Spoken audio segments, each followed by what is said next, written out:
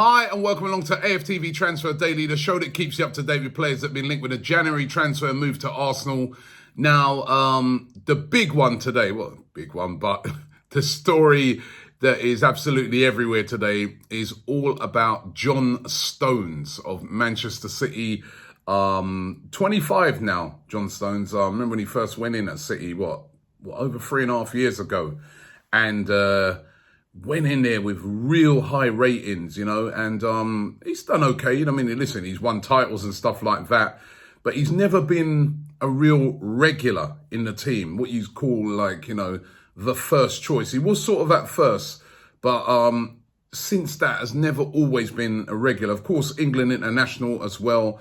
Now there's talk today that Arsenal are interested in John Stones and that John Stones representatives are willing to talk to Arsenal about a January move. Now, we all, of course, know that Arsenal are after a centre-back. That is one of the areas of weaknesses in the team.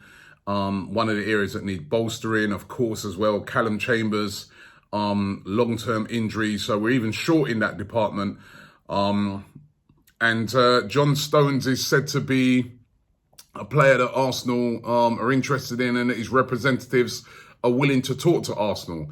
Now, as I said, John Stones has been at Manchester City now for more than 3.5 years and has had a fairly successful time there. As I said, the team has won titles and that, but not always a regular. And this season, he's sort of been a little bit behind the pecking order, you know what I mean? Pep Guardiola often starting Fernandinho and Otamendi ahead of John Stones. And John Stones is said to want to be playing regular football now. I mean, it's Euro 2020 is nearly upon us.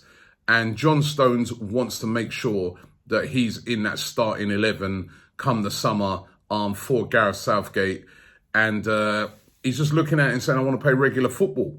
And if he's not starting right now, what's going to happen when Laporte comes back? That could push him even further down the pecking order. And the fact that Fernandinho, who's not even a centre-back, gets in ahead of John Stones literally all the time, it seems to be that that's the guy that Pep Guardiola trusts. That must kind of irk John Stones. Also throw into the mix the fact that John Stones and Mikel Arteta, they know each other, of course. Arteta, as we well know, has been at City or was at City for quite a few years before joining Arsenal. And they share the same agency as well. So again, that's another sort of area which would make a deal easier to be done. I'd like to get your opinions on this one in the comments. John Stones kind of divides opinion. There are some people that really rate him. Of course, he's very comfortable on the ball, very good at bringing the ball out from the back, and quite a solid defender. So there's a lot of people that rate him. And of course, as I said, he's England international. There's other people that don't rate him, that say that he just makes too many mistakes, and we've seen it. We've seen it before for Man City. We've seen it before for England, that he can make mistakes. He does like to get on the ball. He does like to bring it out from the back, but can get caught, can be sometimes a bit sloppy in his passing. However, he would suit the style of football that Arsenal are trying to play at the moment, which is trying to play the ball out from the back. So really interested to get your opinions on it. John Stones, would he be a great addition at Arsenal? That's if Manchester City would sell him. You can imagine Pep Guardiola is not going to be happy about these rumours, linking Manchester City players to moves away to Mikel Arteta, who used to be his number 2. But it is a rumour that is going around a lot today. Konstantinos Mavropanos, his move has been confirmed, his loan deal. Remember, I spoke about this one yesterday, that he was on the verge of joining FC Nuremberg. Well, that has happened. He's joined FC Nuremberg of Bundesliga 2 yesterday on loan until the end of the season. And their sporting director, Robert Paluca, was very happy about landing his man. He said Konstantinos is robust, two-man and a central defender with strong headers. And he also went on to say that we had already aimed for a loan in the summer but due to the rehab after his injury, it would not have made sense 6 months ago. So FC Nuremberg have got their man, Bundesliga 2, which is a bit surprising. And when I first saw it yesterday and heard the rumours, I was chatting to somebody at Arsenal, I was like, oh, Bundesliga 2, don't we want him to play at a bit of a higher level? But listen, at least he's going to go there. It looks like he'll start week in, week out. It's going to be a battle for him because FC Nuremberg, they're struggling this season. So it's not like he's playing for one of the top teams in Bundesliga 2. He's going to be playing for a struggling team. So it's going to be a big test for him. And hopefully he can come back to Arsenal. They're said to really like him at Arsenal. Behind the scenes and the coaching staff, they said to really rate him. But he's just not got going in an Arsenal shirt. Injury after injury after injury. Hopefully he can get 6 months football under his belt and come back to Arsenal. You never know. Could be a Mavropanos Saliba partnership, or Saliba, whichever pronunciation is right, for next season. So good luck to him on his loan move. And then there's Mustafi. Mustafi, the talks apparently still ongoing with Galatasaray over his move there. Again, I spoke about this one yesterday, but that is still a very strong rumour going on.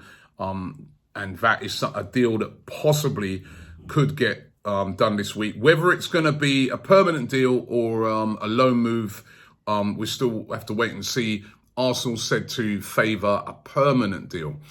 Now, I spoke about this one a couple of weeks ago when we first started doing Transfer Daily, and this is about a Brazilian defensive midfielder. His name is Bruno Guimaraes. He plays for Atletico Paranaense, 22 years old. And it was confirmed yesterday by the president of Atletico Paranaense that Arsenal are interested in signing Bruno Guimaraes. His quotes were, "Arsenal are interested, but will only make an offer towards the end of the season." Now, a lot of clubs been interested in. Chelsea said to be interested in him. The team that's said to be really ahead of the game on this one's Benfica. They already made an offer to sign Guimaraes right now. But will that force Arsenal's hand, or will they wait until the end of the season? As I said, the president there confirmed that they want to make an offer at the end of the season, but will they look at the fact that Benfica are going in and say they want to bring him in right now? We saw the other day when, Lucas Torreira came off at half-time against Crystal Palace, that I think we could do with another defensive midfielder. I know Guendouzi came on and he did okay, but Guendouzi to me is a box-to-box midfielder. He's not a defensive midfielder. We was doing a tactical insight show with Graham, and he said that, he's the most dribble pass player at Arsenal, Matteo Guendouzi. So if Torreira's not there, we kind of, we're kind of weakened, and we saw that in that second half. And maybe another defensive midfielder would be a good idea. And this Brazilian is said to be highly thought about. So who knows? But he's been linked with Arsenal today. Jerome Boateng, those links still continue today. But also, it's said that AC Milan have joined the race to sign him. AC Milan very keen on Jerome Boateng. Will Arsenal try and move ahead of them? Who knows? We have to wait and see. Of course, as I said, we're lacking in centre-backs. Now Mavropanos has gone out on loan. Mustafi might be going. Surely we got to buy a centre-back. We're starting to leave ourselves really, really thin in that area. It's just David Luiz and Socrates, So, we surely have to sign a centre-back in this window. And then there's this rumour that's been floating around. It's about Atletico Madrid wanting to swap Thomas Lemar for Alexander Lacazette. Now, I'm sorry, I wouldn't be up for that at all. But this rumour said to be flying around. I think it's Marco who's come with this rumour, saying that Atletico Madrid, if they fail to get Edison Cavani, they want Edison Cavani from PSG.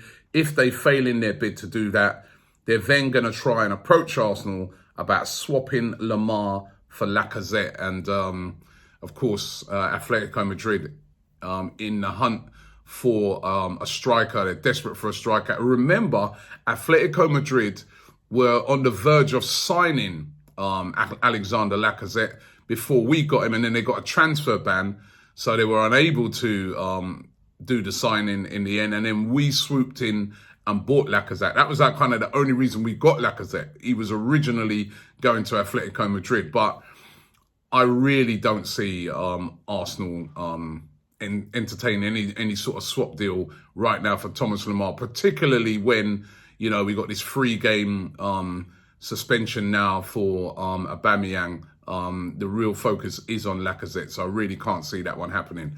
And finally, this one, Africa's richest man, Aliko Dangote, said to be worth a reported $10.6 billion, confirmed in an interview yesterday with Bloomberg that he wants to buy Arsenal. And his quotes were, "I'm not buying Arsenal right now. I'm buying Arsenal when I finish all of these projects because I'm trying to take my company to the next level." And he was speaking before that about how he's working on certain projects, but he intends to buy Arsenal in 2021. I don't know if he's spoken to Stan Kroenke yet, because the Kroenkes look to be, they want to hold on to Arsenal. It'd be interesting to see what happens.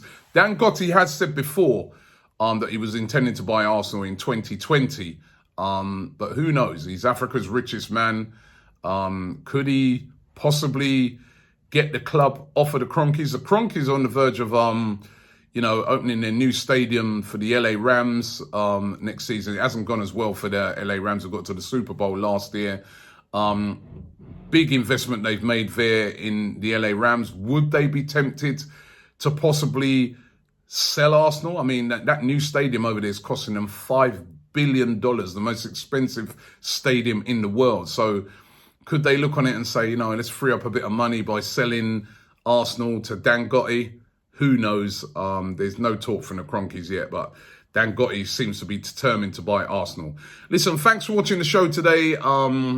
Keep those comments coming in, and I'd really like to hear from you about John Stones, and we'll be back tomorrow.